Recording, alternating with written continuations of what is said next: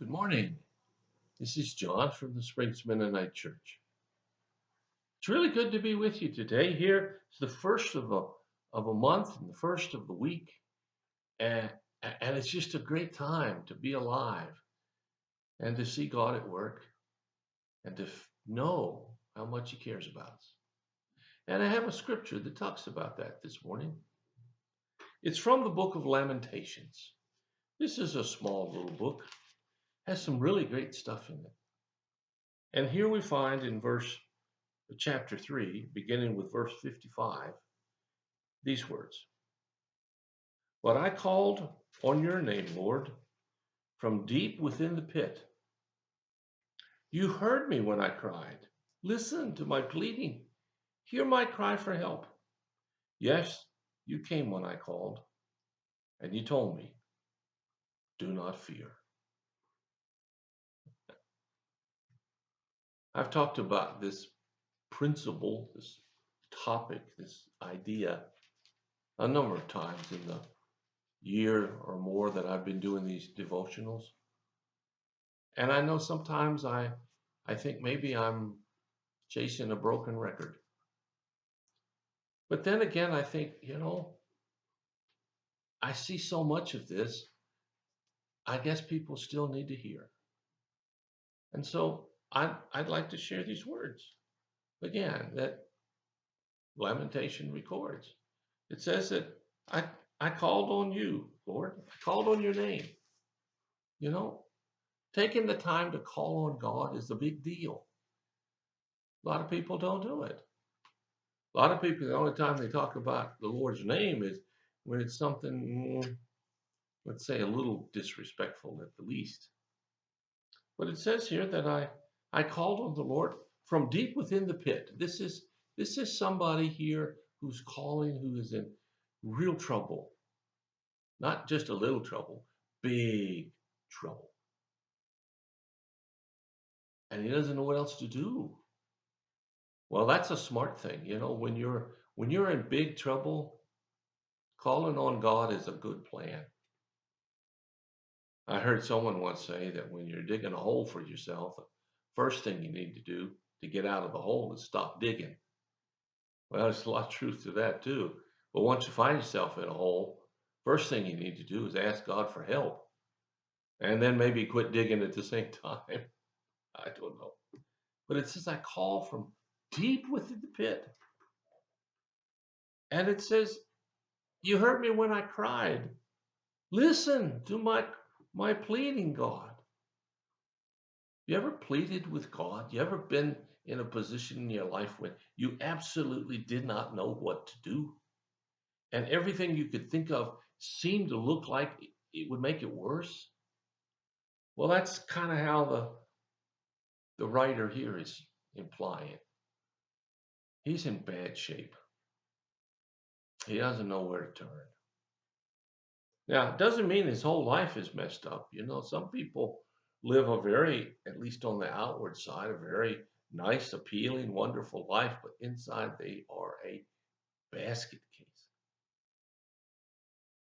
And that's not something negative about their culture or their personality or their personal abilities. It's just what's happening. And we never know what's going on behind somebody's eyes. Too many times we assume we do, and that usually gets us in trouble. But here it says that I cried out, listen, listen, hear my cry for help. And I can identify with that. I've been in positions in my life when I cried out for help. In fact, I remember a time thinking that if Moses spent 40 years in the desert before God delivered him, maybe that's what was going to happen to me. And it was just struggle after struggle after struggle. Well, it didn't quite make it to 40 years, but I can tell you that some of those times were really difficult. And and, and then the psalmist says this, or the writer to Lamentation says, yes, you came when I called, and you said, hear these, these good grief, come on type words. Do not fear. Yep, that's the key to life. Do not fear. Now, I'm not talking about fearing dangerous situations. If I'm out walking in the woods and a bear shows up, that's a dangerous situation. And a little bit of fear at that point might just get your adrenaline up to where you might make a good escape. I'm not talking about driving on slick roads and being so nonchalant. I'm not being careful. Being fearful of something happening, that's a good thing. But being afraid because there are things happening you can't control, that's not a good thing. And many of us find our lives in situations that we can't control. Medical issues.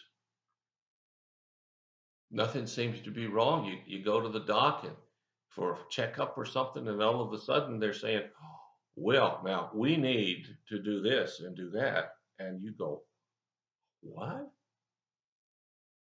Sometimes people are in the hospital for one reason, and while they're there, they discover something else. Much, much, much worse. That's happened to me, may have happened to you. There are others who find themselves in positions where their whole world is collapsing, and that's no fun. But I think most of us really aren't at those extremes. We just find times in our lives when things just don't make sense and we can't figure out what to do. Well, I would suggest that you listen to the wisdom of this fella here in Lamentations. Cry out to the Lord, even from the depths of the pit. Tell him, Lord, listen to me, please. And then listen to what God says. And the first thing he almost always says is, do not fear. Whatever happens, however it happens, God is still in charge. That's right. There are no oopses and oh my gosh responses from God. Just, okay, I can take care of that. So the hardest thing we have to do, and the first step towards being delivered, is to simply do what it says here. Do not fear. Now, I grant you, it's a lot easier said than it is to be lived. But if you keep saying it, you'll start living it. And when you start living it, then you'll begin to see the wonder and the power of the God of the universe who created us and loves us beyond our imagination. Well, I hope you'll think about that today. Hope you have a really, really good day. God bless you. I'll come back again tomorrow, but in the meantime, if you have a prayer concern or you have a need, let us know, and we'll do whatever we can as fast as we can to help meet your need. Take care of yourself. I'll talk to you again.